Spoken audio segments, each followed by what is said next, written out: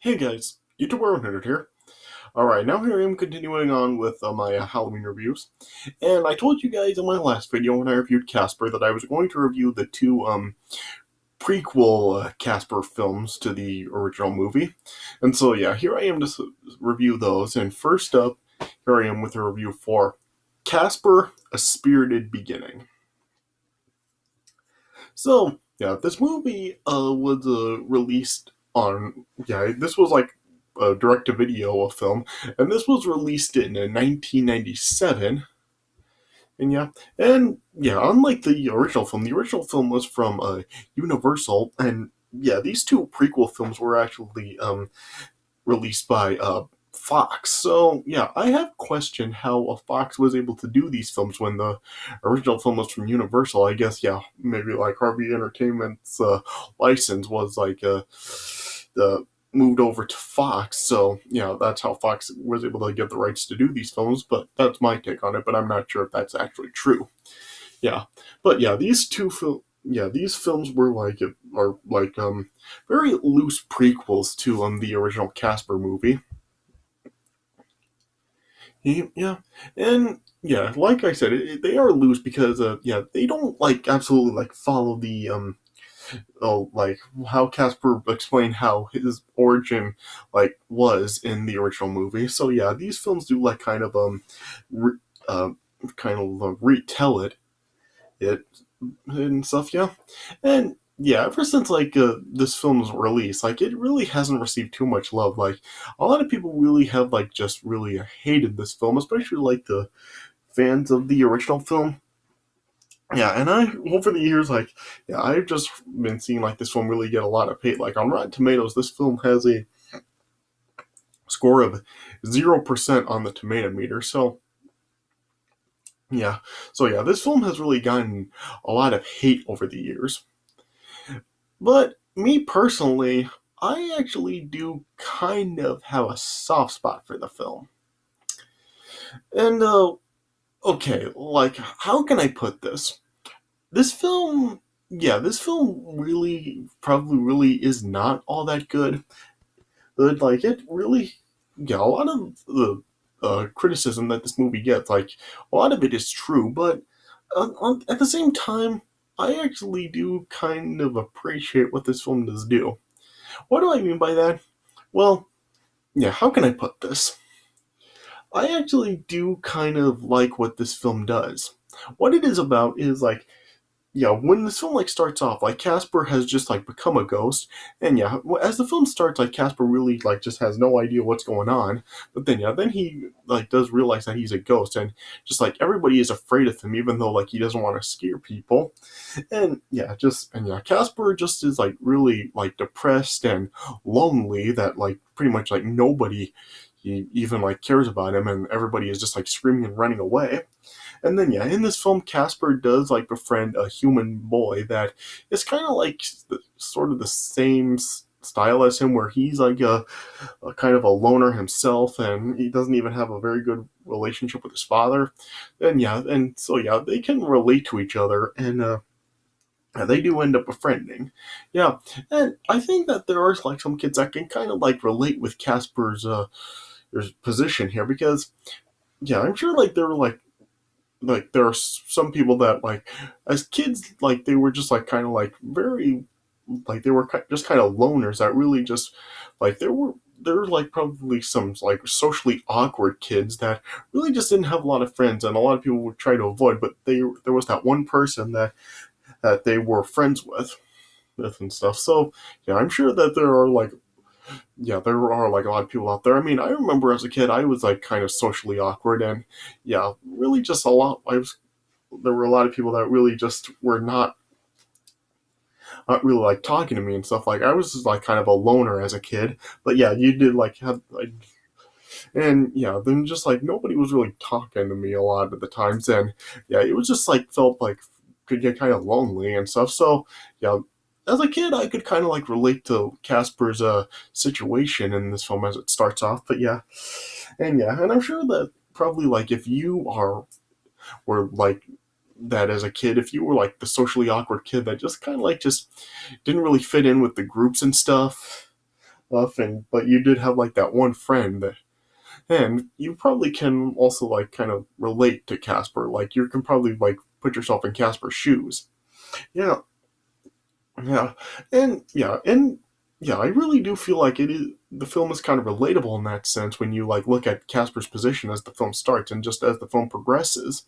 Yeah, so yeah, I do kind of like have a soft spot for the film for that, seeing how like watching it as a kid, I just could see it like very relatable, hateable, like yeah, and yeah, like I said, this film really is just like as Casper like when the film starts, he has just become a ghost, and just throughout the film, like he really does have to like learn learn like how it is being a ghost, and yeah, and throughout the film, he just kind of like learns like all the ghostly techniques, like going through walls and flying and becoming invisible, and yeah, all that other stuff.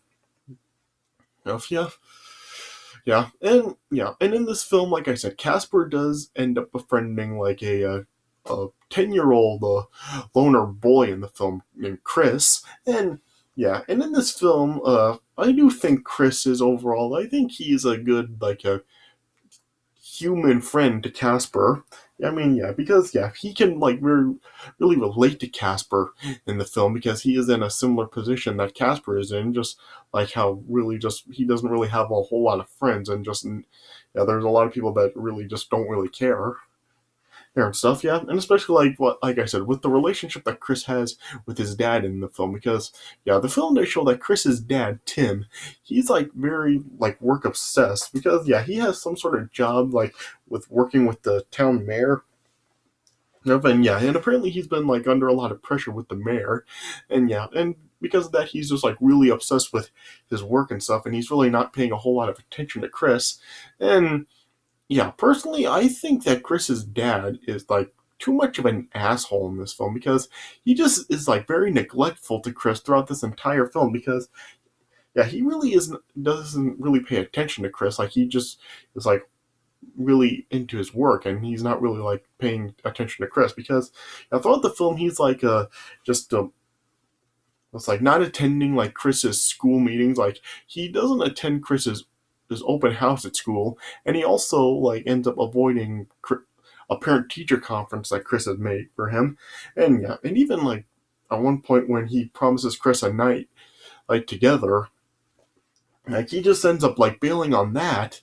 And after like he doesn't believe Chris about Casper, and yeah, he just becomes like more of an asshole throughout the film. Like there's that scene in the movie like when he doesn't believe Chris about Casper, thinking like Chris has an overactive imagination, and he just takes some of Chris's stuff, like some of his posters and figures and stuff, and yeah, he just throws them in the trash, and then he just leaves, and yeah, and what makes him more of an asshole, just like an awful father, is like after he walks out after he does that, Chris says to him that he wants his job more than him, and yet he doesn't even respond to it. Like he just continues walking. Like you're a freaking asshole. Like you're not even going to try to assure your son that's not true.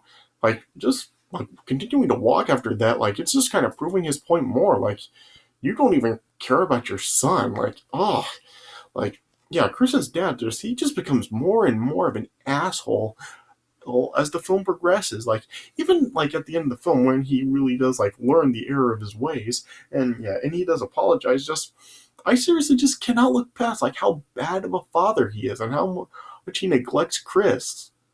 It's just like, oh, he's just an awful father. I mean, even Peter and Hook, like he cared more than Chris's dad in this film does. Like he's just awful. Ugh. So yeah, that is kind of like sending kids a bad message like how parents are. Yeah, I mean, yeah, I'm sure that probably like one of the reasons that this movie has really gotten the negativity it has is probably because of like how the father does act in this film. Like he's just like awful. Ugh. And yeah, so yeah, that is like one of the drawbacks to the film. Yeah, but it does show that like Chris is also well, like his teacher seems to like care more for him than his dad does and stuff. Yeah, and in this film, like this film does like have a pretty good well, it does have like a decent cast, I guess. Yeah, it has like Steve Guttenberg, it has Lori Loughlin, Rodney Dangerfield, and Michael McKean all in this film. Yeah, Yeah, and it's interesting to see Rodney Dangerfield have a role in this film because, yeah, of course, like in the original film, like Rodney Dangerfield, like he just had that cameo when Dr. Harvey was possessed by the ghostly trio, and he was like turning into just a few different celebrities. And something Rodney Dangerfield was one of them. But here, yeah, Rodney Dangerfield does have like uh, a supporting role here, yeah, because his role, I wouldn't really say it's like a main role. It's more of a supporting role because, yeah, his part is not really like one of the main characters. Yeah, yeah, and this film also like in this film like Casper and the Ghostly Trio are voiced by different actors than they were in the original film. In this film, like Casper is voiced by Jeremy Foley, and yeah, in this film the Ghostly Trio is voiced by James Ward, Bill Farmer, and Jess Harnell. And yeah, this film also does feature the voice talents of James Earl Jones as the voice of Kibosh, the master ghoul in this film that's like in charge of like the training station for the ghosts that Casper's supposed to go to at the beginning of the film, and also his sidekick Snivel, who's voiced by Pauly Shore. So yeah, and yeah, and this film also does have like some cameos in it from like other celebrities. Like it has Brian Doyle Murray has a cameo in the film, as well as Sherman Hemsley, who was also, like you may also know as George Jefferson. Yeah, also it has a cameo from Richard Mole and even Ben Stein. Yeah, I didn't even mention in the my review for the original movie that Ben Stein like had a cameo appearance in that film. Like he was the lawyer that was reading the will of Kerrigan's father at the beginning of the film.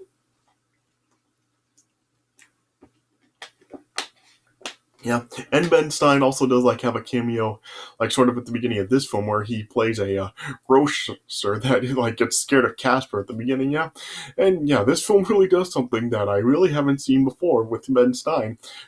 Ben Stein actually did show emotion in the film, like for most of like the movie that Ben Stein makes appearance in, he's just like is very emotionless. He just goes like, yeah, he's just like very emotionless, like this. Like every film he's in, he's always like talking like this, just like without any emotion. But yeah, when he does make his appearance in this film, like when he sees Casper, he actually does like scream and he gets scared. So Ben Stein actually did show emotion for once in a film. So you got to give it that, right? Yeah, and what I find something else I do find interesting about this film is, like I said, this film is like from Fox, and it was also made by Saban Entertainment. And yeah, it does have like a few like Saban Easter eggs in the film. Like it shows that Chris like has like some like a Beetleborg and Power Ranger merchandise in his room. Yeah, and in this film, you also do have like this girl that's like a friend of Chris's, Jennifer, and she's played by Shannon Chandler, who actually was like the girl Beetleborg in Big Bad Beetleborg, like the red Beetleborg. So that was kind of interesting that they had her be in this film. Yeah, yeah. So yeah, and yeah, it does have like a few other kind of like Saban Easter eggs throughout it, which I do find kind of interesting and stuff. So yeah, but yeah, I have kind of like talked about all the stuff about the film. Yeah, I've already like almost was like 15 minutes in here, but yeah, yeah. So yeah, I guess like if you are like a do really like the original Casper film, then yeah, you're probably not really going to get much enjoyment out of this film. But I mean, yeah, if like I said, if you can like kind of like relate to Casper's position in this film, like if you as a kid you were kind of like a socially awkward kid that just really didn't fit in with anybody, and people just like were kind of avoiding but you had that one friend that would listen to you all the time. If you can relate to Casper, then I think this could probably be your film to check out. Like if you can like could relate to Casper's position, and if you just kind of like want to relive like that time in your life and stuff. Yeah. So if you were like that and you kind of do want to revisit that, this could like be the film for you to check out if you do want to like relate to if you can relate to Casper's position. Yeah, I remember like I did watch this film as a kid a lot, and even now I do still kind of like to put it on when I'm like feeling kind of down. Because yeah, I can like I said I can kind of relate to Casper's position because it was kind of like how I was as a kid. So yeah, so as a whole, the film probably doesn't work, but I mean, it. I can't really say that it gives nothing. Like everybody, like it is like really silly at times, but But I mean, it doesn't really like it doesn't really like give like nothing. Like it does like have like some stuff to offer to it, like with like Casper's story and all this other stuff. I mean, I still like can't get over how much of an asshole the dad is, but yeah, aside from that, I mean, you know, the film really doesn't like really send any bad messages. Like it can just really get silly. I mean, I guess something that some people will complain about is just like how bad the ghost effects in this film do look compared to the original. And yeah, the ghost effects really don't look as good in this film as they did in the original. But I mean, like, but to be fair to it, I mean, it was a direct to a video film, so of course, like they had a smaller budget than that. So yeah, they really, I guess they just didn't really have the money to really make the effects look as good in this film as they did in the original film. Yeah, but I mean, you know, yeah, yeah, but I mean, yeah, but it is in their defense. Like they just really didn't have as much to really make it look as good, so it is excusable for that.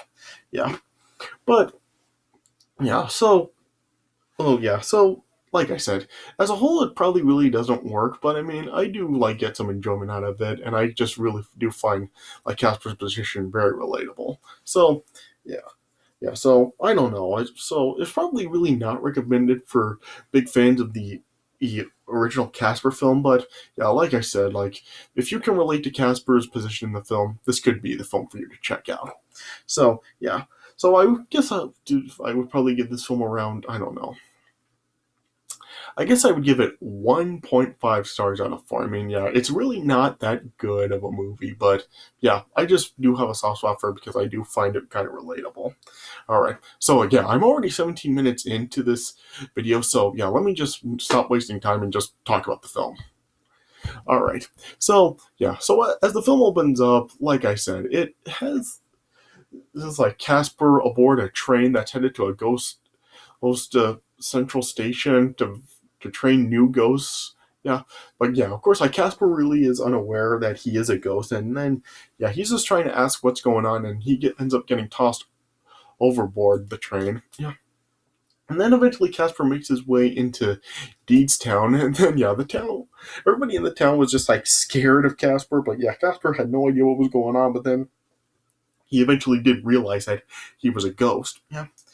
And then it showed Chris Carson, and then it was just showing that his dad was really obsessed with his work, and yeah, but Chris was like trying to tell his dad had about the open house that he had at school, and the dad was just kind of saying that he would be there, but yeah, he was like not really like paying much attention to it. Yeah, he was saying that he was going to tear down like a historical mansion that belonged to like a family. That was named the Applegates. Yeah, but yeah, it was show that there were a lot of people that were like protesting the demolition of the mansion because it was very historical to the town. Yeah, and as like the demolition team was attempting to go at it, like the protesters like stopped them, but then yeah, then the ghostly trio then all appeared with Stinky, Stretch, and Fatso. Yeah, and they just ended up like terrorizing the demolition team and the protesters, and eventually just scaring them off. Yeah, but then yeah, then as Chris then after he was like being confronted by like a few bullies led by like this kid named Brock, and it also had like that girl Jennifer that was hanging around them. But yeah, she seemed like very two faced. Like she was like hanging around like the bullies, but yet she was also like throughout the film also like liking Chris too. So it's very hard to really say like what side she was on. Yeah. Oh, and I guess I should also mention, yeah, that like with Chris in this film, like his mom is not around. It's not really revealed whether or not she's dead or like she's he or his her and his dad are divorced. Yeah, because is yeah, with her not being around at all, that kind of like makes you think that she is dead. But at the same time, like there's a point in the film where Chris's dad Tim just ends up saying that it seems that he's pushing away the people that he's loved. So that's implying. I guess that's implying that they are divorced, but yeah, it's never confirmed whether or not like the mom's dead or the parents are divorced. Yeah, yeah. But then, yeah, Chris like actually did know the ghostly trio. He'd seen them before, and he knew that the ghostly trio had scared the town. And yeah, he has been wanting to join up with the ghostly trio, but they won't let him in because he's human. Yeah, and then eventually, when the train for the ghost then arrived at the station, it showed that they were like one ghost short of the amount they were expecting. And then yeah, Kibosh, who like I said was like the master ghoul that ran the station. Mission like wanted like Snivel, his assistant, to find Casper and bring him back. Yeah, and I guess I should also talk about like the different colors of the ghost, because that's something I've never understood. Like, why are the ghosts different colors? Like, Casper's white, the ghostly trio are blue, and Kibosh is green. Like, why are the ghosts different colors? They never really explain that. Yeah, and even like Snivel, he's also a white ghost. So, yeah, why are the ghosts different colors? They don't really ever acknowledge that. Yeah. Yeah, but then yeah, then later on, Chris then eventually did end up meeting with Casper. He did meet Casper, and then they, after like seeing how much they had in common, like they befriended each other, and then yeah, then after like Chris like Casper told Chris that he really doesn't know anything about being a ghost because he has never been trained up. Yeah, Chris took him to the Applegate mansion where the ghostly trio were staying, and then yeah, Casper ended up meeting the ghostly trio. So yeah, this was like the first time they met. Yeah. Yeah. Then the ghostly trio then decided to train Casper up themselves, but yeah, Snivel like also then appeared, and then he showed that he was spying on them, and then he reported it to Kibosh. And Kibosh just told Snivel to just keep an eye on the trio and just track Casper down. And yeah, yeah. And then, yeah, and the ghostly trio were just like trying to train Casper up with all the different ghost techniques, like flying and dismemberment and going through walls and all this stuff. But Casper wasn't able to get any of it except for like becoming invisible. And then the ghostly trio then just like realized that Casper really just doesn't have it in him to be a scary ghost, and Casper wanted to be a friendly ghost. And then then eventually the ghostly trio then just ended up like giving up and just throwing Casper out. Yeah. And then and that night also uh yeah uh uh yeah Tim was like, he was busy, just like obsessed with his work and stuff, and he ended up missing Chris's open house at his school. Yeah, and also like due to the mayor, who was like I said was played by Rodney Dangerfield, just pressuring Tim to really take the Applegate mansion down. Yeah, then Tim was able to contact a Armageddon demolition and soldier named Bill Gates, who was played by Michael McKean. Yeah, and then he agreed to like take down the Applegate mansion. Yeah. Yeah, but then later the night, as like everybody was leaving the open house at the school, then Chris's teacher, Miss Fistergraph, who was like leading the protest to save the Applegate mansion, and just told Chris that he should like have his dad come for a private like, school conference the following day. So then then the next morning, then Chris was like upset that his dad like missed the open house, but then Chris's dad said that he would make it up to him, and like them having a night together, like sitting down to dinner and also like going to the batting cage that night. And then Chris also did like tell his dad about the conference, and his dad said that he would be there. But then Casper then just appeared in Chris's room, and just say really sad. And he was just saying that he was going to leave town because the trio dumped him and he doesn't have what it takes to be a ghost. But Chris told Casper that he would help him. Yeah. And then that day at school, Chris was then just like going through all the training methods with Casper, with going through walls and all this stuff. And as Casper like attempted to go through walls, he ended up like going out of control and flying right into the faculty bathroom and ended up scaring the school principal, Principal Raby, who was played by Richard Mole. yeah, yeah.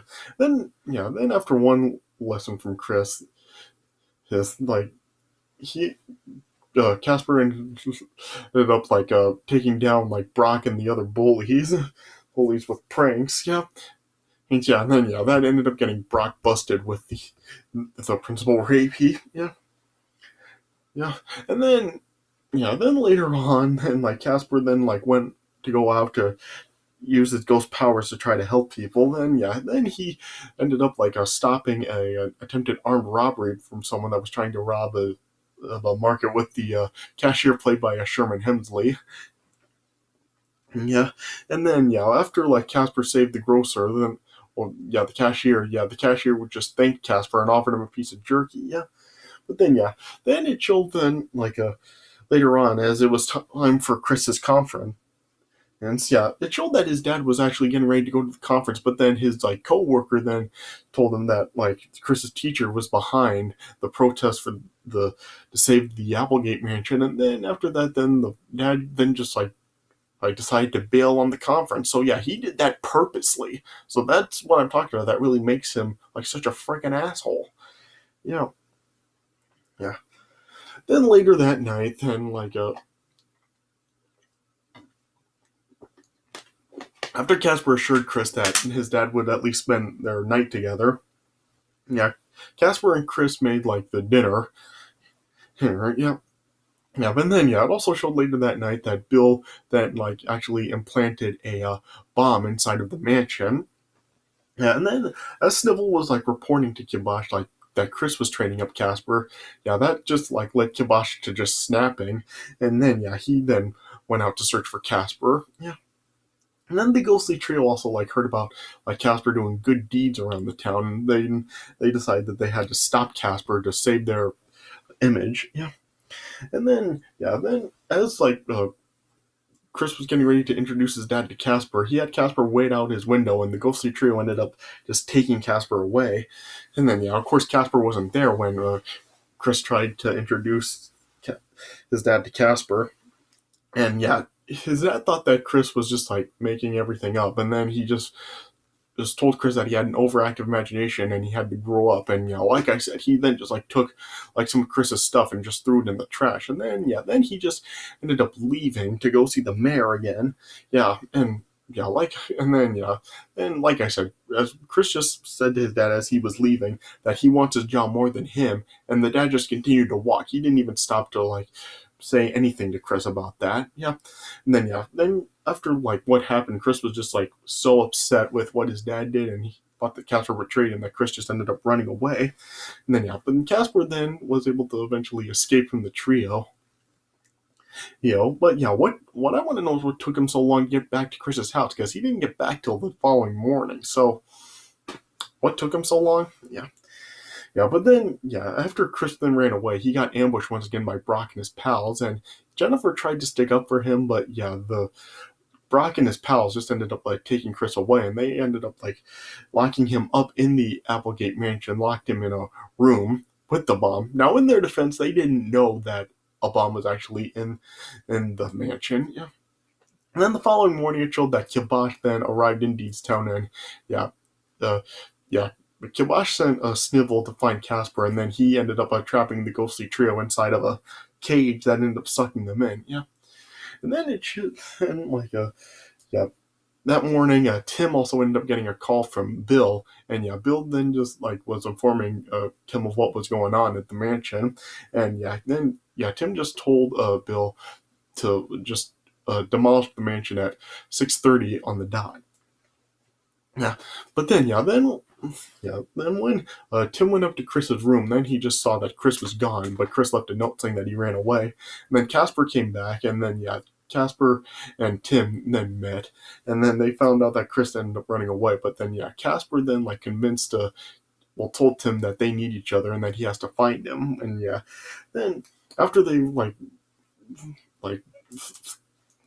I came to the conclusion that Chris was actually in the Applegate mansion, like Tim tried to stop Bill from detonating the bomb, but he couldn't get to Bill because after the first call all between them, Bill had actually dropped his cell phone, and Bill was like up in a tree, so his phone was destroyed, so Tim couldn't get a hold of Bill. So then just as Miss Fistograph was driving by the house, then yeah, she picked up Tim, and then yeah, they raced over to the Applegate mansion to save Chris. Yeah.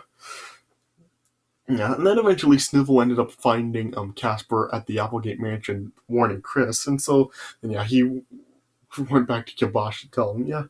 But then, yeah, then after like Miss Fissergraff and Tim arrived at the mansion, they were, yeah, Tim was trying to tell Bill to stop the detonator, but yeah, Bill just thought that Tim was just an imposter here in disguise, so yeah, he wasn't listening, and then he just eventually ended up throwing a frying pan at Tim, knocking him down, hit him right in the head, yeah. And then, yeah, and then as Bill was about to detonate the bomb, Miss Fissergrass stopped him by like driving right into the tree he was in, causing him to fall. Yeah, then Tim disposed of the remote for the bomb to detonate it. Yeah, but yeah, as, as everybody was celebrating, just yeah, Bill then just said that there was a default mechanism on the bomb and it'll detonate by itself. And so then it showed that the bomb was then had a countdown from 60. Then Tim just ended up rushing in to try to find Chris, and then yeah, Tim then did like eventually was able to get Chris out with the use of a crowbar or something. Yeah, but then yeah, as then just as like Chris was free, then Kibosh and Snivel then ended up arriving at the mansion for Casper, and then yeah, Casper ended up like stopping the bomb by just eating it. Yeah, and just as Kibosh ended up grabbing Casper, the bomb detonated and just blew inside Casper's stomach, and yeah, Casper then just like bloated up and just caused rubble all outside of the mansion. In the commotion, Kibosh ended up like falling down and dropping the cage, freeing the trio. Yeah, and then after the explosion, like the mansion was still standing, and all the protesters outside were cheering and in victory, and then after Bill saw that his plan had failed, he just like punished himself to 30 days in the stockade, and then yeah, it even showed like the mayor had a change of heart, saying that they must preserve a historical landmark. Kibosh was impressed with what Casper did, and he just said the ghostly trio taught him how, and then yeah, Kibosh then decided to allow the trio to stay and haunt. But he told Casper he still had to go through training. But the trio returned the favor to Casper, saying that Casper couldn't go because as they're all family, saying that they were his uncles. And then Kibosh let them all stay together, saying that a family has to be together for all time. Then Kibosh and Snivel then just ended up leaving, and then later on, Chris and his dad then made amends, and then they then decided to reclassify the mansion with Miss Fissergraff as just a haunted building, and that Casper and the trio could stay in. Yeah. And then once Brock and his friends then arrived, like when Jennifer told them they almost got Chris killed, Brock responded with "Cool, monster." Yeah. And then Chris then told the trio that Brock and his pals locked him in there with the bomb. And then the ghostly trio went to go deal with them. And then Jennifer came into the mansion to apologize to Chris. And then Chris then just introduced Jennifer to Casper. And then the film just ended by zooming out from the mansion, showing all the protesters like just picking up all the save the mansion signs and taking them away, and it showed like Brock and his pals hanging from a tree by their underwear, which I find kind of impossible because their underwear was like their entire. It showed like the entire underwear just like up to like their torso. It's like, is that even possible? Like, wouldn't it rip if it got like that? Yeah. But then Casper then just labeled himself as Casper the Friendly Ghost, and then it just ended by him just flying out from the mansion right in front of the camera, just saying boo, and then just laughing with a wink and waving, and then it just faded to black. And that's how it ended. So like I said, I mean, as a whole, like the film probably really doesn't work, and if you are like a true fan of like the original Casper film, you're probably not really going to like this, but as I have said already in this review, like if you were like a socially awkward kid where everybody was avoiding you and stuff, and you just felt that you were really just kind of like alone, and you can probably like relate to Casper's position in the film, and you can probably relate. So if that's what you were like, or even if it is like, if you are a young kid now watching this, like if you are like kind of like that socially awkward kid, like and you can relate to Casper, then I think this could probably be a film for you to check out, and you can kind of relate to it, and just this could kind of like probably give you ideas of like what you can do to really help yourself. So yeah, so I will give the film that. So I can't really say that the film really does give nothing. Like it does at least like give like kids like that a relatable feeling in with that position. All right, so yeah, so if that is like kind of the position you're in, this could be kind of the film for you to check out. So yeah, but I really can't say that it really is worth watching as a whole, especially like if you are looking for like a really good follow up to the original Casper. So yeah, so like I said, I give it like a 1.5 stars out of 4. All right. So yeah. So I guess that's all I can really say about it. So this is it for my review of Casper's Spirited Beginning. I hope you guys enjoyed what I had to say. I know this was a longer review, but I just kind of had a lot to say, and I could even still go on and on about it. There's just a lot to say with the film, but yeah. But for what I did say about it, hopefully you guys did enjoy it. All right. So yeah. So I guess that's it for my review of Casper's Spirited Beginning. Hope you guys enjoyed it. Thanks for watching, and I'll see you guys later.